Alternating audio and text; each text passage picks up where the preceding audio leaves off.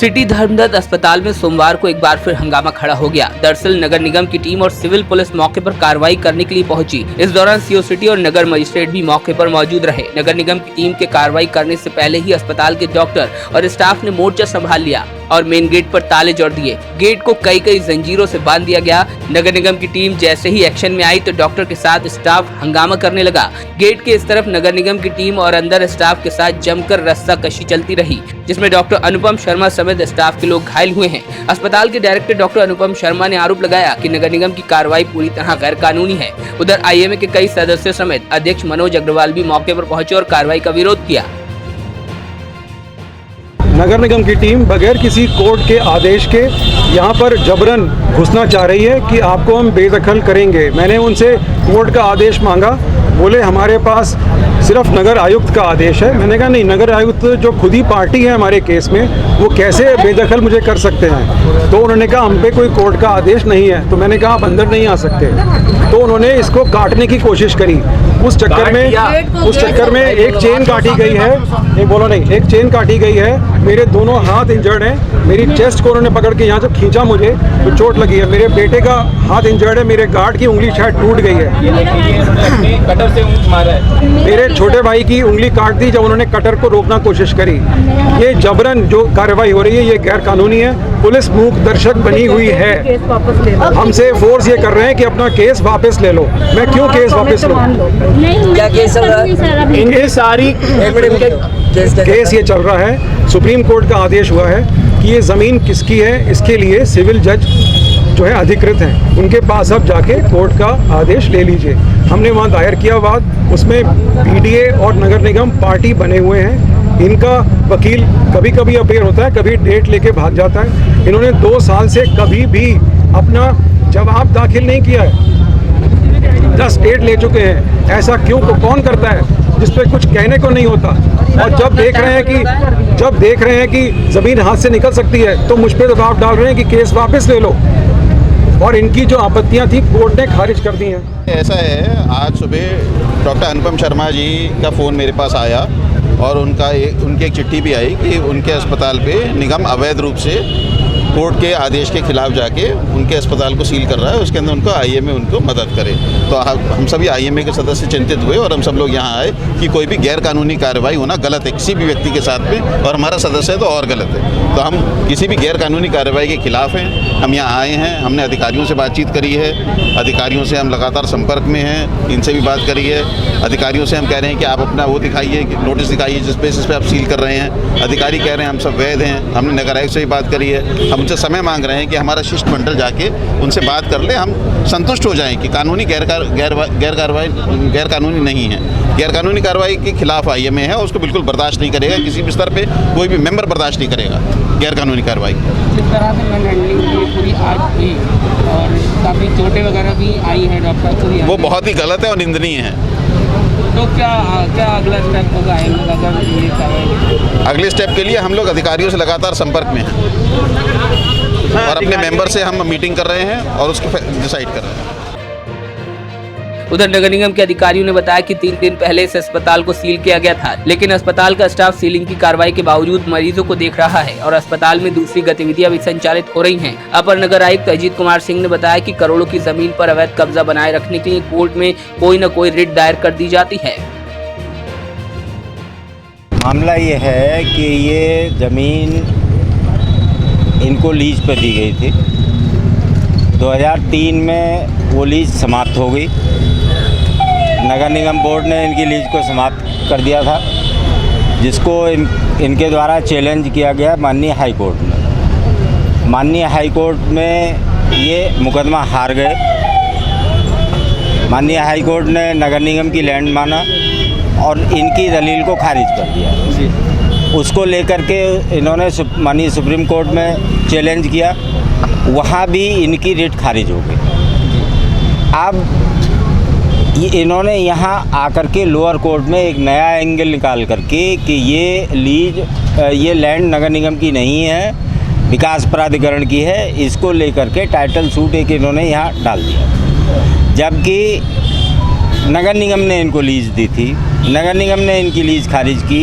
उसको लेकर के माननीय हाई कोर्ट भी गए, माननीय सुप्रीम कोर्ट भी गए, वहाँ से ये हार गए।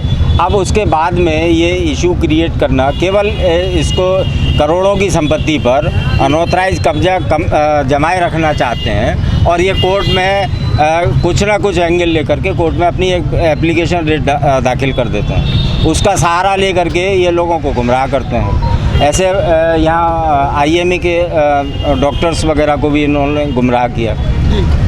ये जब कहीं से भी किसी भी न्यायालय से इनके फेवर में कोई आदेश नहीं है तो ये नगर निगम की लैंड को क्यों नहीं छोड़ना चाहते। इनको कई बार कहा है, इन्होंने 2016 में खुद लिख करके इन्होंने दिया कि 1 महीने में हम इसको खाली कर देंगे। इन्होंने खाली नहीं किया, फिर इनको नोटिस दिया, नहीं खाली किया। ये बार बार, आज सुबह भी ये लोग जो है नगर निगम में गए थे, नगर आयुक्त जी से बात हुई, नगर आयुक्त जी के सामने भी ये सारी चीज़ें हुई। पूरा सेटिस्फाई होने के बाद में फिर इन्होंने यहाँ आकर के ये अपना वो कर लिया। नगर निगम ने अपनी कार्रवाई के दौरान JCB मशीन को अस्पताल के मुख्य गेट के आगे लगा दिया, जिससे अस्पताल के स्टाफ और डॉक्टरों में चीख पुकार मच गई। नगर विधायक डॉक्टर अरुण कुमार भी मौके पर पहुंचे। उन्होंने सख्त लहजे में कहा कि अस्पताल के अंदर मरीज मौजूद हैं, ऐसे में बुलडोजर कैसे चलाया जा सकता है। अधिकारियों और अस्पताल प्रबंधन के बीच वार्ता के जरिए पूरे मामले का हल निकाला जाएगा। उधर मामले की जानकारी मिलने के बाद मेयर डॉक्टर उमेश गौतम भी मौके पर पहुंचे और घायल डॉक्टर अनुपम शर्मा से बातचीत की। हमें पूरा मामला नहीं मालूम, लेकिन हम ये ज़रूर चाहते हैं कानून सम्मत बात होनी चाहिए, कानून के हिसाब से काम होना चाहिए और जो अदालत का है वो दोनों पक्षों को मानना चाहिए और बैठ के बात होनी चाहिए। ऐसा कोई मामला नहीं है जो बैठ के ना तय हो। हम चाहते हैं दोनों पार्टीज बैठें और हम कोशिश यही करेंगे कि दोनों पार्टीज बैठें, जिसमें हमारे IMA के अध्यक्ष हैं वो भी बैठें और मेयर साहब भी बैठें और मामले को तय करें। नगर निगम की टीम तो ध्वस्तीकरण के लिए आई है, बुलडोजर लेके यहाँ पे। बुलडोज़र रोक दिया गया। मुझे जैसे ही पता लगा मैंने बुलडोज़र नहीं चलने दूंगा किसी भी नर्सिंग होम पे, बरेली के किसी नर्सिंग होम पे देखो कौन चला ले बुलडोज़र, खुला चैलेंज देता हूँ, बुलडोज़र नहीं चलने दूंगा। ऐसे अंदर स्टाफ के संग मरीज भर्ती हैं, अंदर मरीज भर्ती हैं, स्टाफ है, बुलडोज़र चल जाएगा, मरीज मर जाएगा उसमें। देखो कौन चला है बुलडोज़र। काफ़ी मारपीट भी की, मरीजों के साथ जिन्होंने जो घायल हुए हैं उनका मेडिकल होना चाहिए और जिन्होंने घायल किए उनके खिलाफ रिपोर्ट लिखाई जानी चाहिए। प्रदेश कांग्रेस उपाध्यक्ष पंकड़ी पाठक सोमवार को बरेली पहुंची। इस मौके पर उन्होंने यहाँ पार्टी कार्यकर्ताओं को सोशल मीडिया के उपयोग को लेकर चलाए जा रहे ज्वाइन कांग्रेस सोशल मीडिया अभियान कार्यक्रम में हिस्सा लिया। उन्होंने कहा कि जनता के पास सोशल मीडिया एक बड़ा हथियार है अपने मुद्दों को उठाने का। पंकड़ी पाठक ने कहा कि देश भर में कांग्रेस को शानदार रिस्पॉन्स मिल रहा है। बेरोजगार युवाओं ने सोशल मीडिया पर अलग अलग अभियान चलाए हैं। बड़ी संख्या में युवा कांग्रेस से जुड़ना चाहते हैं। पिछले कुछ समय में भाजपा के झूठों को, उनके असत्य को, उनके झूठे प्रचार को, प्रोपेगेंडा को तोड़ने का काम कांग्रेस पार्टी की सोशल मीडिया की टीम लगातार कर रही है। इसका सबसे बड़ा उदाहरण है कि आप सभी ने देखा होगा, हाल ही में उत्तर प्रदेश के मुख्यमंत्री द्वारा एक वीडियो जारी की गई थी जिसमें एक व्यक्ति ने बताया कि उन्हें लेखपाल की नौकरी सरकार द्वारा मिली है। लेकिन सोशल मीडिया पर जो हल्ला मचाया गया, जिसमें कांग्रेस पार्टी और कांग्रेस पार्टी के सोशल मीडिया के जो साथी थे वो सबसे आगे थे और इस बात को उजागर किया गया कि पूरी योगी सरकार में लेखपाल की कोई भी भर्ती नहीं निकली है। इसके बाद उस ट्वीट को, उस वीडियो को मुख्यमंत्री जी के ऑफिस द्वारा डिलीट किया गया और आपके जैसे ही एक पत्रकार साथी ने उस व्यक्ति को खोज भी निकाला और वो नेपाल भाग रहा था। तो लगातार इस तरह के जो झूठ है, सरकार के जो झूठे दावे हैं, उनको उजागर करने का काम कांग्रेस पार्टी का IT सेल लगातार कर रहा है। और यही कारण है कि भाजपा, जो कि आज से पहले सोशल मीडिया की ये जो जंग है इसमें बहुत आगे थी और जिसकी शुरुआत ही भाजपा ने करी थी, उसमें लगातार पिछड़ रही है। और आज भाजपा के लोग सोशल मीडिया से खौफ में हैं, डर में हैं, जिसके चलते अभी पिछले ही दिनों भाजपा सरकार ने ये कोशिश करी थी कि ट्विटर पे बहुत सारे लोगों के अकाउंट सस्पेंड किए जाए और ट्विटर द्वारा उन्हें ये जवाब दिया गया कि हम भारतीय संविधान को मान्यता देते हुए और भारतीय संविधान को फॉलो करते हुए इस देश में ट्विटर के जो यूजर्स हैं उनके अकाउंट को सस्पेंड नहीं करेंगे। तो आज जो भाजपा द्वारा सोशल मीडिया पे जो जंग लड़ी गई थी उसमें भाजपा ही लगातार पिछड़ती जा रही है और इसमें बहुत ज़्यादा जो क्रेडिट है वो कांग्रेस पार्टी को और कांग्रेस पार्टी के लोगों को दिया जाएगा।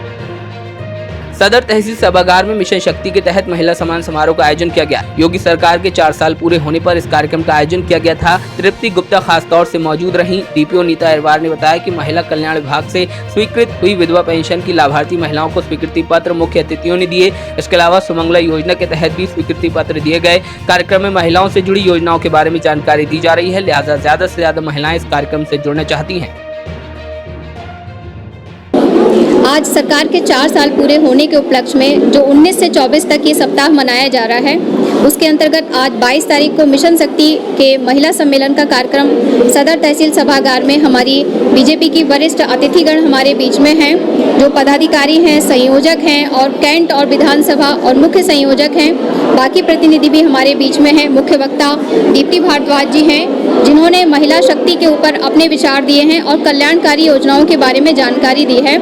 महिला कल्याण विभाग से मेरे द्वारा विधवा पेंशन जो नई स्वीकृत हुई है, उन महिलाओं को मंचासीन हमारे अतिथियों ने स्वीकृति पत्र प्रदान किए हैं। साथ ही जो मुख्यमंत्री जी की बहुत महत्वपूर्ण स्कीम है, मुख्यमंत्री कन्या सुमंगला योजना, उसके अंतर्गत भी आज हमारी बेटियों को 3000 रुपये, 5000 रुपये जो उनके खाते में भेजी गई है, उसका स्वीकृति पत्र दिया गया है। और बेटियां और महिलाएं सभी आज इस महिला सम्मेलन में आकर के खुश हैं, क्योंकि उनको आर्थिक सशक्तता मिल रही है और बहुत सारी कल्याणकारी योजनाओं की उनको जानकारी भी मिल रही है। तो इस जरिए महिला सशक्तिकरण के इस महिला सम्मेलन का कार्यक्रम सदर तहसील सभागार में आयोजित किया गया है। आज का कार्यक्रम हमारे योगी जी के 4 वर्ष पूरे होने के उपलक्ष्य में है और जो भी महिलाओं के लिए कार्यक्रम रखे गए हैं, सुमंगला योजना हुआ, बच्चों को छात्रवृत्ति के लिए है और आशा बहनों के लिए है, इन सब लोगों के, और जो भी विधवा पेंशन वगैरह है, इन सब के तहत उन लोगों का जो बना है उसके लिए आज वितरण करने का वो किया गया है, क्योंकि इन लोगों का स्वाभिमान सम्मान लगातार बना रहे, महिलाओं को किसी के आगे हाथ ना फैलाना पड़े। जो भी योजनाएं चल रही हैं उनका सुचारू रूप से प्रचारण हो, बस इसी तहत से ये सब किया जा रहा है। बरेली मणिनाथ पुलिस चौकी के पास बने मकान और दुकानों की नीलामी 23 मार्च को होगी, जिसको रुकवाने के लिए मनोज विकट कमिश्नर गेट पर अनशन पर बैठ गए। अधिकारियों को मामले की सूचना मिली तो सिटी मजिस्ट्रेट मौके पर पहुंचे, तब जाकर अनशन समाप्त कराया जा सका। मेरे मकान को व दुकानों को लेकर नगर निगम फर्जी आदेश लेकर कब्जा करने के प्रयास से कल दुकान की नीलामी करने जा रहा है, जिसके विरोध में मैं यहाँ पर कमिश्नरी गेट पर अनशन में बैठ गया सूचना देकर, और जिसके लिए मुझे माननीय आयुक्त महोदय ने मुझे वार्ता के लिए बुलाया। मैं इस समय यहाँ वार्ता करने के लिए अंदर आया हुआ हूँ। ज़मीन हमारी अपनी है, 70 सालों से मालिक हैं इसके, और 1938 में प्रथम बैनामा हुआ था। वो वहाँ की रंजीसन रामलीला कमेटी की 5 करोड़ की जायदाद का मामला है, उसी को लेकर हमें वो लोग वहाँ से भगाना चाहते हैं। इसलिए हमारे खिलाफ मुनिंद्र यादव पार्षद 25 वार्ड का जो है वो नए हथकंडे लगाकर ज़मीन पर हमारे कब्जा करने का प्रयास नगर आयुक्त के द्वारा कर रहा है।